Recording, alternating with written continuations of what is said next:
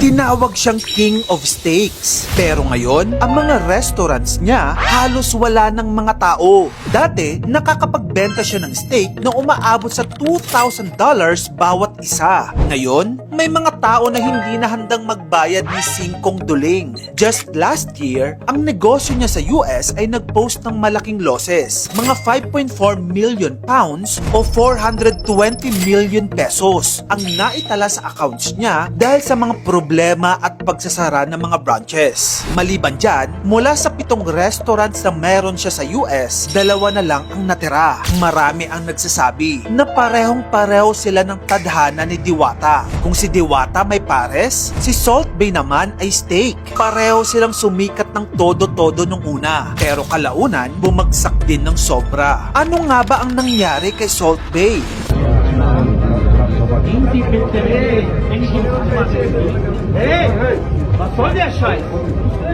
Viral restaurateur Salt Bae has been dealt a major blow as his restaurant has lost millions. Noong una, si Nosrek Gokce o mas kilala bilang Salt Bae ay isa sa pinakamayamang butcher at chef sa mundo. Nagsimula ang lahat noong 2017 nang mag-viral siya dahil sa kakaiba niyang steak presentation. Nakasuot siya ng dark glasses, may dramatic na galaw at syempre yung sumikat niyang pagwiwisik ng asin. Sa loob lang ng ilang araw, naging viral sensation siya sa buong mundo. Dumami ang nanood, kumalat sa social media, at overnight, kilala na siya sa buong mundo bilang Salt Bae. Dumami rin ang mga restaurants niya. Actually, sa peak ng empire niya, nagkaroon siya ng 31 restaurants sa buong mundo. Kasama na dyan ang New York, London, at Dubai. Dumagsa ang mga celebrities at mga sikat na personalidad gaya ng mga A-listers like Leonardo DiCaprio at Drake. Pumipila pa sila para sa kanyang gold leaf tomahawk steaks na nagkakahalaga ng daang-daang pounds. Ang mga celebrities na ito handang gumastos ng libo-libo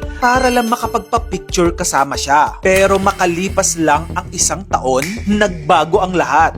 Yung mga dating staff niya nagsilabasan at ibinunyag ang totoong pagkatao ni Salt Bae. Ayon sa mga dating staff, kinukuha daw ni Salt Bae ang mga tips ng kanyang mga empleyado. Sa halip na magpaliwanag, bigla niyang tinanggal ang buong staff ng walang abiso. Unti-unti ding dumami ang negative reviews sa kanyang mga restaurants. Sabi ng mga customers, maganda raw ang show pero hindi sulit ang pagkain sa napakamahal na presyo. Ang tanong, magkano? $1,500 to over $2,000 kada steak. Opo, 80k to 120k pesos na yan. Isang steak lang. Dinaig pa ang restaurant si Gordon Ramsay. Haray ko po, ang pinakamalaking kontrobersiya pa ay nang matapos ang World Cup Final, kung saan bigla siyang pumasok sa pitch at nakiselfie sa mga players. Kitang-kita na pati si Messi nagulat sa ginawang eksena ni Salt Bae. Marami ang nakakita nito bilang kawalan ng respeto. Higit pa sa mga yan, nagkaroon din ng backlash si Salt Bae nang mag-serve siya ng pagkain sa diktador ng Venezuela na si Nicolas Maduro noong panahon na may naggaganap na food crisis sa bansa.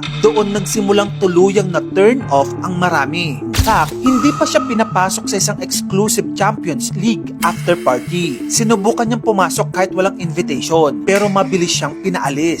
Sa sunod-sunod na kontrobersiyang kinaharap niya, as of now, may fortune pa rin naman siyang millions pa rin ang value. Pero paglipas ng mga buwan, mabilis na bumababa ang appeal ng brand niya. Nawala na ng tuluyan ang hype, na parang nawala na rin ang lasa ng steak empire na dati ay isang social media sensation. Ikaw, ano sa tingin mo? Deserve ba niya ng ganitong trato? May nakikita ka bang pagkakapareho sa naging kapalaran ni Salt Bae at ni Diwata? Tara, pag-usapan natin yan sa comment section. At kung gusto mo pa ng mga ganito pang klaseng contents, dito lang yun sa channel ko, kaya follow ka na. Mag-subscribe ka na rin sa aking YouTube channel. Yun lang, maraming salamat sa panonood mga kamagkano.